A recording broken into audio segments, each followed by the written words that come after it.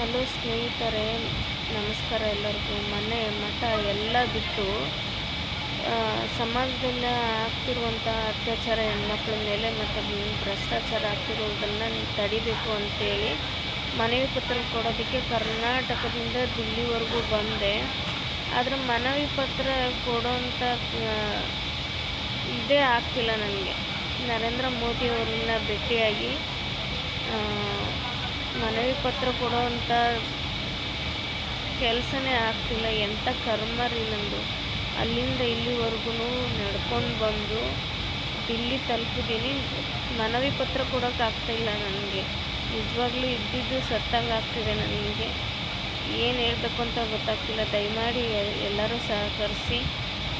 ನಿಮ್ಮಿಂದಾದರೂ ನನಗೆ ನರೇಂದ್ರ ಮೋದಿಯವರು ಸಿಕ್ಕು ವಿನಂತಿ ಪತ್ರ ತಲುಪಲಿ ಅನ್ನೋದು ನನ್ನ ಉದ್ದೇಶ.